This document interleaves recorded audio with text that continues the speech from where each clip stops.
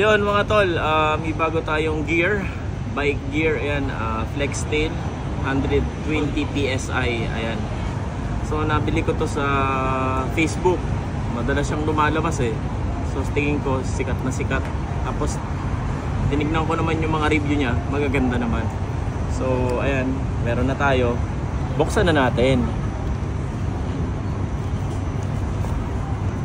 So actually dalawa silang ano eh, pinamimilian, at saka yung leading sa market ng mga tiny air pump.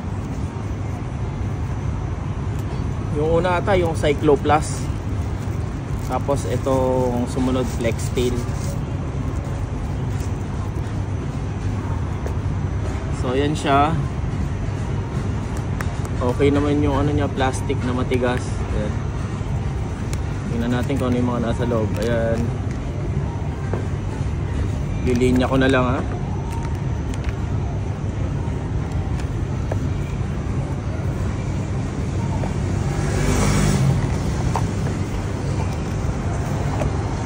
Yung manual siya.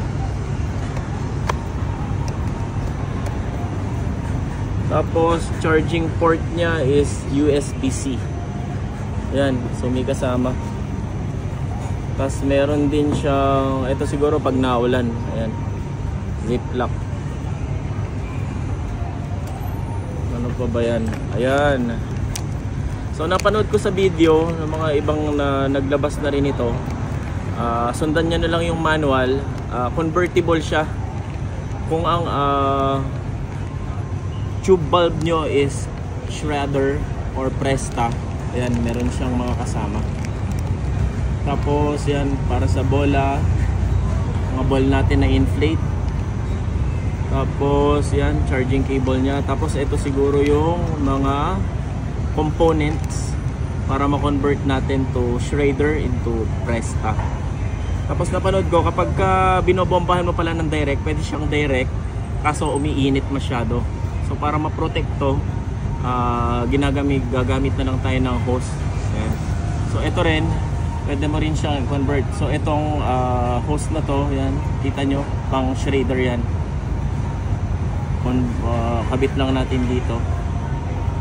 Yan. Okay. Tapos if you want to convert it into Schrader, yan, meron siyang mas maliit, kakabit naman natin dito. Yun. So ayan na siya. Then on na natin.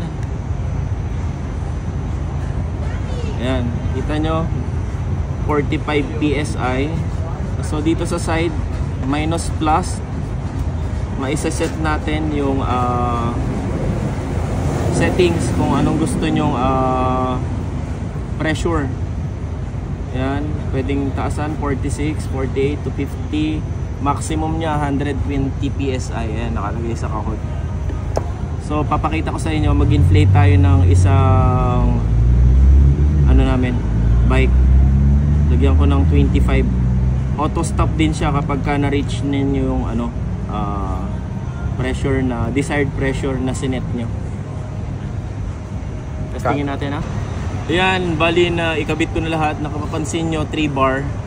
Sa mga napanood ko, hindi ko pa naman natetesting. Itong 3 bar na to, 0 to 25 pwede siya.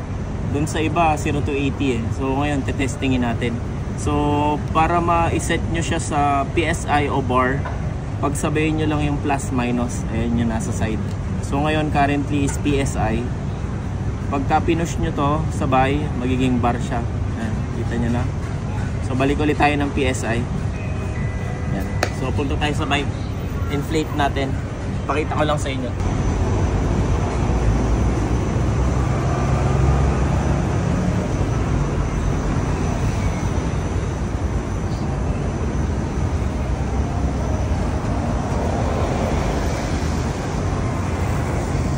Bawasan ko ng konting hangin. Oh, lumabas yung ano, lumabas yung sealant. Okay. So nakaset siya ng 25. Lagay natin ng 25 ah. Okay.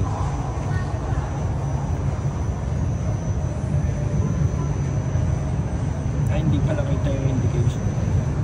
Pwede nating ipakita. Okay, so nag-stop siya sa 27 yan mga tol. Ingat.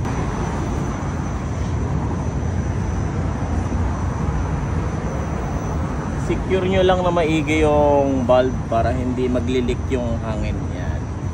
Kumakagat naman siya agad.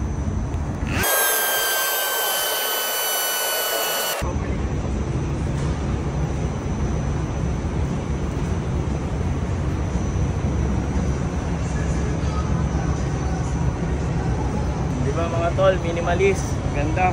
So long press lang, on and off. Okay, flex tail mga tol, stick. Dito nga pala tayo sa Laupasan, Singapore mga tol. Yan, napapaligiran tayo ng matataas na building. Sa loob maraming pagkain, maraming food choices. Malaki yung lugar, malawak, presko. Yan, tambayan. So tara, kain na mga tol. Let's go!